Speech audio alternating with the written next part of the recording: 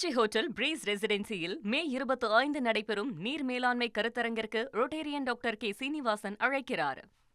717 டாஸ்மாக் கடைகள் மூடப்பட வேண்டும் என்ற ஒரு உத்தரவு பிறப்பிக்கப்பட்டிருக்கக்கூடிய சூழல்ல அந்த 717ல இப்போ வரைக்கும் எவ்வளவு கடைகள் மூடப்பட்டிருக்கு அப்படின்னு பார்த்தோம்னா அதுக்கான எண்ணிக்கை வெளிவந்திருக்கு. 436 717 கடைகளில் 436 டாஸ்மாக் கடைகள் இப்போ வரைக்கும் மூடப்பட்டிருக்கு அப்படின்னு அமைச்சர் விக்னேஷ் தகவல் தெரிவித்திருக்கிறார். இது தொடர்பான முக்கிய செய்தியை பார்க்குறோம். தமிழகத்தில் இப்போ வரைக்கும் இன்னைக்கு வரைக்கும் 436 டாஸ்மாக் கடைகள் மூடப்பட்டிருப்பதாக அமைச்சர் விக்னேஷ் தகவல் வெளியிட்டிருக்கிறார். இது பற்றிய கூடுதல் விவரங்களை செய்தியாளர் மணிகண்டன் விவரிக்க கேட்போம். மணிகண்டன், 717 டாஸ்மாக் கடைகள் மூட உத்தரவு பிறப்பிக்கப்பட்டிருந்த நிலையில இன்னைக்கு வரைக்கும் 436 டாஸ்மாக் கடைகள் மூடப்பட்டிருப்பதாக அமைச்சர் விக்னேஷ் தகவல் வெளியிட்டிருக்கிறார். அவர் வெளியிட்டிருக்கக்கூடிய தகவலின் முக்கிய அம்சம் என்ன?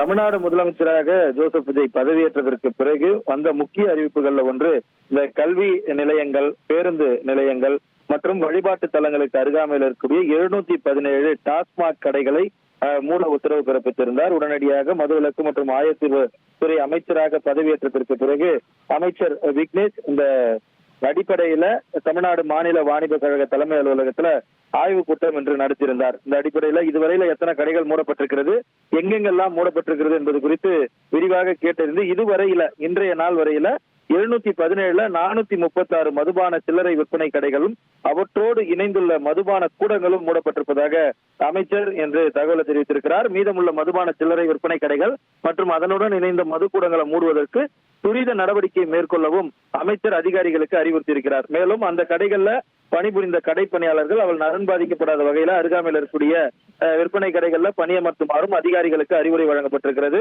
அனைத்து மதுபான சில்லறை விற்பனை கடைகள் மற்றும் அதனுடன் இணைந்துள்ள மதுக்கூடங்கள் இரவு 10 மணிக்கு மூட வேண்டும். அதிகபட்ச சில்லறை விற்பனை விலையை விட கூடுதல் விலைக்கு விற்கும் கடைப்பணியாளர்கள் மீது உரிய நடவடிக்கை எடுக்க வேண்டும் எனவும் அமைச்சர் இந்த ஆய்வுக் கூட்டத்தில் அதிகாரிகளுக்கு அறிவுறுத்தியிருக்கிறார். தகவல்களுக்கு நன்றி மணிகண்டன். திருச்சி ஹோட்டல் பிரீஸ் ரெசிடென்சியில் மே 25 நடைபெறும் நீர் மேலாண்மை கருத்தரங்கிற்கு ரோட்டேரியன் டாக்டர் கே சீனிவாசன் அழைக்கிறார்.